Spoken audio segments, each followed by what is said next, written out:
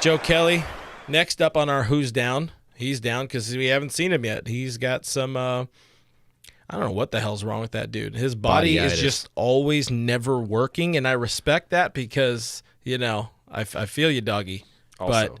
But, like, it's tough to say he's been a bust, but dude's been a bust here as a Dodger, man. Man, Andrew Friedman does not have a lot of bad contract. He maybe has one bad contract, and it is this one. Yeah. You could argue Kenley's contract, but that was not him. Mm-hmm. That was not him at all. So I'll go against that one. But I mean, you look at Joe Kelly's contract. If he had a great year this year, okay. Oh, you're saying he could be the Juan Uribe? Yeah. Yeah, sure, why not? Our belovable Uribe. So, man, it's so tough. Like, even at the time when they gave Joe Kelly that contract, everyone kind of looked around at each other like, look, I know what he just did to us during the World Series. I understand that. I get it. But the Dodgers have a tendency to make the worst pitchers look the best during the postseason. Yeah. We tend to do that often. Not necessarily that he's the worst pitcher. He's great. He's got a lot of good pitch mix. He's got some good stuff. Peripherals, Yeah. Man. The fact that I don't think he's going to be ready for opening day. First of all, he won't be. I just don't see how you could be at this point. I don't know when he's going to be ready at all at this point because there is no, and that's the thing with Joe Kelly specifically. There's never a clear definition of what's wrong with him. It's always like he has a lower body injury, and I'm like, it's okay, just a something's whole wrong with his body thing. legs, and he's like, yeah, the legs hurt. I'm like, both legs hurt? Like, what's happening?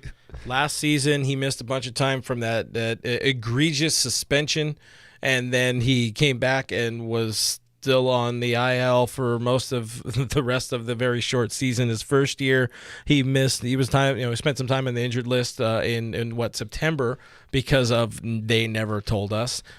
Last year at FanFest before the world shut down, he didn't tell us what the hell was wrong with him. Just things were not right and things were hurting. Maybe dude needs to see a specialist. I don't know. Contract is definitely a bust. He's not getting that option picked up after the year. Not that that was ever in question, but just know that this is our last year of Joe Kelly, unless something magical happens. Still, I just don't see it happening. But I don't really care if he's on the opening day roster. I don't need him to pop up and throw 40 curves because he can't land a fastball for the life of him. Dude, you remember that? Remember how three times as many curveballs? Remember how he couldn't throw a fastball?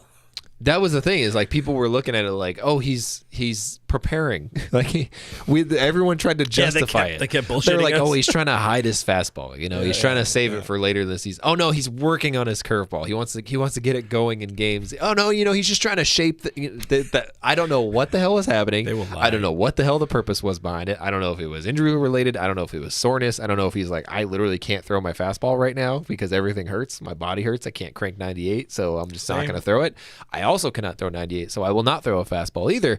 The dude threw like 70% curveballs or something ridiculous throughout the course of the season. He's never done anything even remotely close to that throughout the course of his entire career. So to me, number one, concerning. Number two, confusing. Number three, I don't know what to expect from him. I expect very little to almost nothing in 2021 of Joe Kelly, and that is the only way to not be disappointed. He needs to go back to that one-finger fastball because apparently the two fingers aren't even working for him. I don't know what's going on with that drive line and that edgertronic and all that kind of stuff. He can't even hit a net the size of this damn room in his backyard. So, can you imagine if he did not have that Correa interaction happen? That no one would.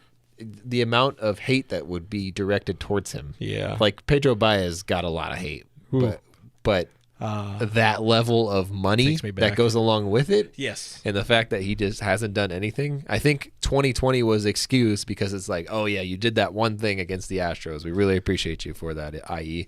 But other than that, I mean, if he didn't do that, he would just be like, oh yeah, he just sat out the year. Forget SOB. And he pitched 8 games and got money. Well, hey, it's a good gig if you can get it.